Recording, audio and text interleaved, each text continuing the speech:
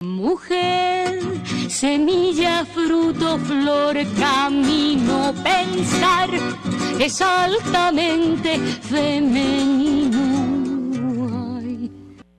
Regresamos, estamos en Ecos de Mirabal, ya están aquí conmigo los profesores Noel García y Francisco Ramírez, bienvenidos.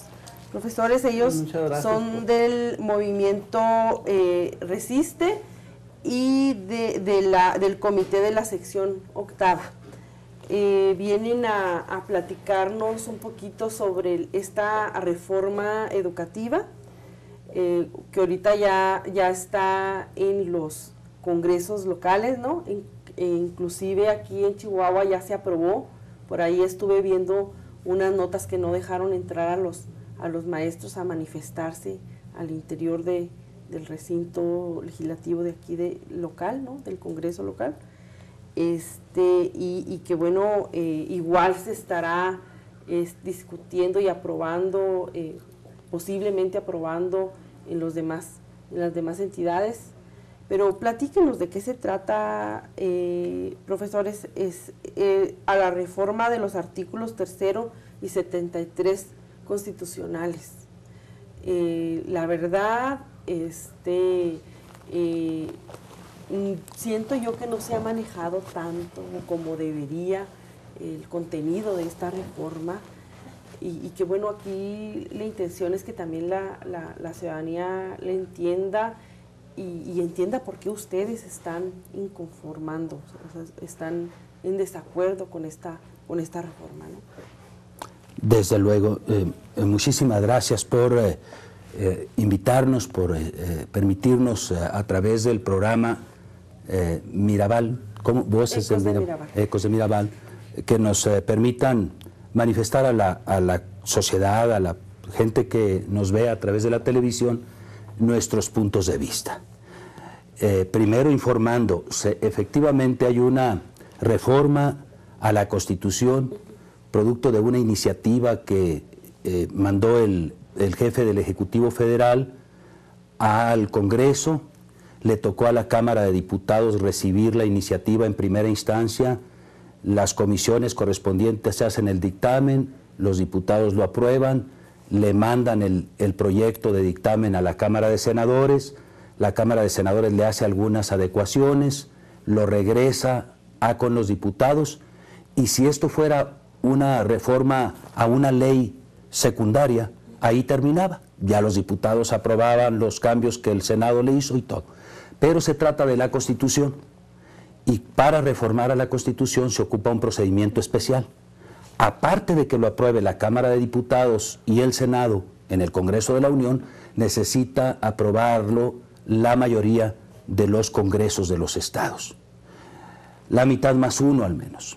Quiere decir que estaría hoy, bueno, para ayer teníamos razón de 11 legislaturas de los estados que ya habían aprobado esta minuta con el proyecto de decreto que les mandó la Cámara de Diputados para fines de cumplimiento del artículo, está previsto en el artículo 135 de la Constitución este procedimiento. Creo que es el 135. Y después regresaría con los diputados la mandan al presidente y el presidente la publica en el Diario Oficial de la Federación. Básicamente contiene modificaciones a 2 artículos. El tercero, que es el artículo en el que se regula todo lo que es materia educativa en la Constitución, o por lo menos la gran mayoría de lo que es materia educativa, y el 73, que habla de las funciones del Congreso, de las facultades del Congreso. En el 73 le otorgan al Congreso la facultad adicional a todas las demás que ya tenía de vigilar, de emitir normas tendientes a el cumplimiento de los fines de la educación, previstos en el artículo 3º.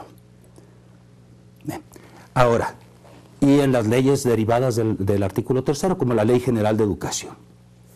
Así que lo fundamental de la reforma está en el artículo 3º. Y básicamente le agregan un párrafo a su introducción, le agregan un poco, modifican el párrafo de entrada del artículo 3º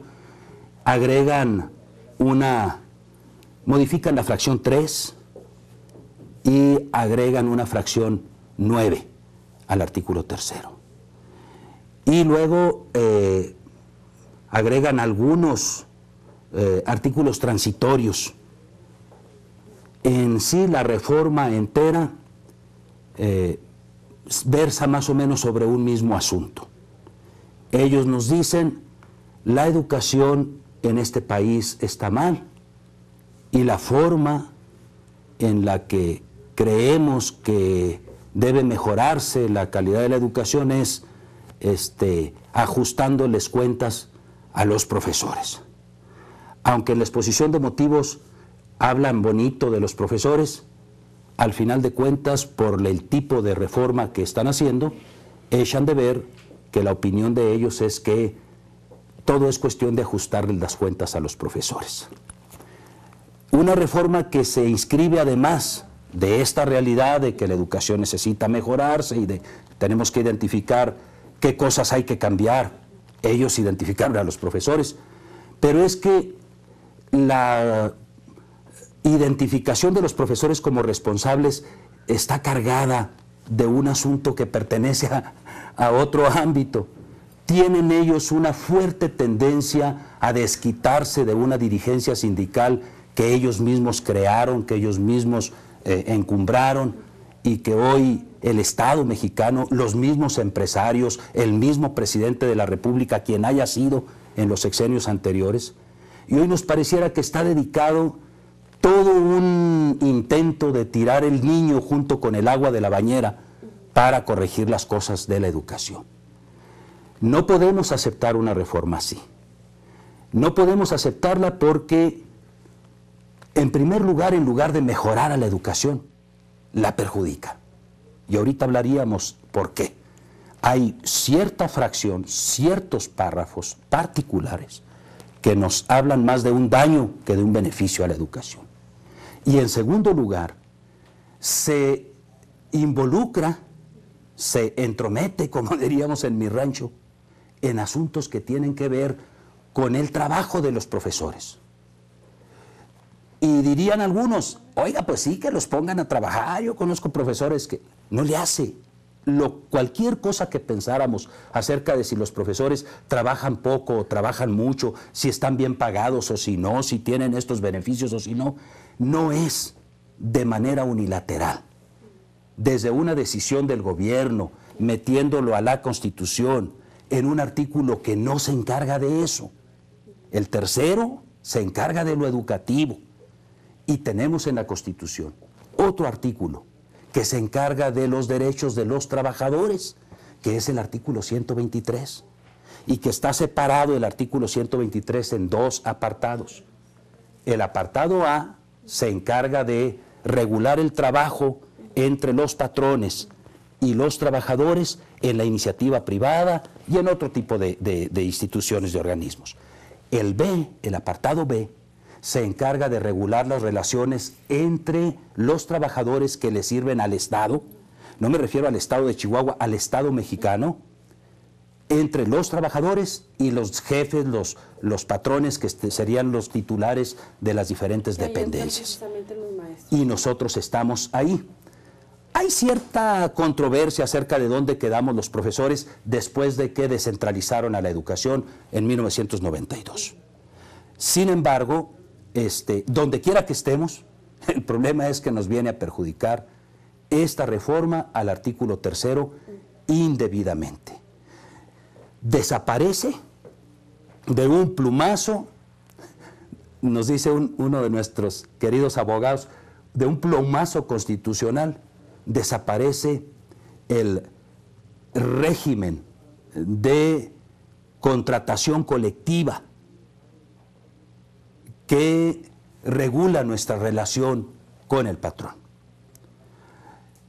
Esta intromisión de una reforma en el sistema que regula nuestras relaciones laborales nos daña porque convierte nuestra relación en una relación individual con el patrón.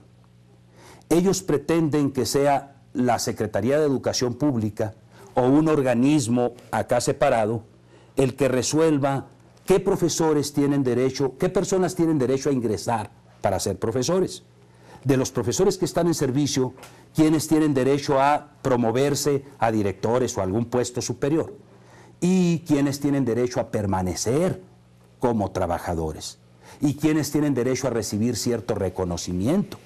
Y esas cosas, aunque beneficien o perjudiquen a la educación, no se gobiernan o no se mejoran o no se modifican ahí en ese artículo. Nos están queriendo crear con esta reforma una especie de código laboral especial, un estatus de excepción para los profesores. Y eso no es aceptable. No importa lo que pensemos acerca de si estamos bien pagados o no. Lo que importa es que no deben de tratarnos de manera distinta a como se trata en este país a los trabajadores al servicio del Estado. Ahí podemos negociar nuestras condiciones de trabajo. Pero el asunto del daño a la educación tiene relación con esto del daño a los profesores, pero además tiene sus propias piezas que se detienen por su propia cuenta, de las que hablaríamos en un segundo momento. Ya acaparé un buen rato, no sé si haya posibilidad. Entonces dice que están cambiando el régimen de contratación colectiva. Ahora se pretende que un ente de gobierno podría ser la Secretaría de Educación quien decida en un momento dado la contratación o la promoción de maestros, ¿no? Para acceder a alguna dirección, o la promoción en sí de los maestros, ¿no? Actualmente, ¿cómo se hace esto? Tenemos previsto en un sistema que se desprende desde el artículo 123, pasando por el apartado B, la Ley Federal de los Trabajadores al Servicio del Estado, tenemos reglamentos que vendrían siendo la parte más específica, más concreta de nuestra relación laboral. Uno de ellos es el reglamento de las condiciones generales de trabajo. Ese se modifica anualmente por los convenios de negociaciones que se hacen entre la representación de los trabajadores y el propio gobierno, el patrón, la Secretaría de Educación Pública. Ahí está una buena parte de lo que tiene que ver con los derechos y con las obligaciones de los profesores en sus escuelas, en las funciones que les toque, los diferentes trabajadores. Además tenemos otro reglamento, el reglamento de escalafón, que tiene previsto con detalle cómo los profesores y los demás trabajadores de la educación pueden mejorar su situación dentro de su trabajo. Este reglamento está previsto desde la Ley Federal de los Trabajadores al Servicio del Estado, que a su vez reglamenta al apartado B del artículo 123. Y en la propia Ley Federal de los Trabajadores al Servicio del Estado está prevista la inamovilidad de los servidores públicos de base, de los servidores públicos que tienen un trabajo de planta, trabajadores sindicalizados. La inamovilidad quiere decir: no puedo correrte solo porque yo juzgue que tú no cumples, a mi juicio personal y unilateral, con lo que yo creo que debería ser un buen desempeño tuyo. Hay causas previstas en la ley para cesar, para sancionar a los trabajadores que incumplen, no solamente los profesores, cualesquiera otros de los trabajadores que no cumplan. Lo que no es correcto es sustraer a los profesores de este régimen de contratación y de negociación bilateral entre la representación de los trabajadores y el patrón, quitarlos de ahí, llevárnoslos al artículo 3 o alguna reglamentación que se desprende del artículo 3 y decir: chavos, ahora resulta que nomás mis chicharrones truenan, nomás yo voy a decidir quiénes son los que van a quedarse, quiénes son los que pueden pasar a ser parte del cuerpo directivo, a ser directores, subdirectores, supervisores, con exámenes que yo resuelvo, que yo aplico y que yo califico, con exámenes que yo resuelvo qué contienen, qué les pregunto, qué no les pregunto, qué me importa de lo que ustedes hacen y qué no me importa de lo que ustedes hacen, con una lista de chequeo de las cosas de su trabajo que yo elaboro y que yo decido cómo lo hacen. Todo de manera unilateral, el sindicato pasa a ser un mero adorno, la organización colectiva de los trabajadores para defender sus derechos y sus intereses pasa a ser una mera cuestión de ornato en esa forma, porque el patrón y cada trabajador pareciera que tienen la única relación que importa, de uno a uno, y no es así, no debe ser así. Esa es la inconformidad, es parte de la... Esa es parte de nuestra inconformidad. ¿Por qué nosotros sostenemos que los papás, la sociedad, habrían de estar de parte nuestra? Empezaría yo diciendo, cualquier profesor que es maltratado tiene muchas menos posibilidades de ser un profesor que rinda en su trabajo, que aporte a través de su trabajo, por un lado.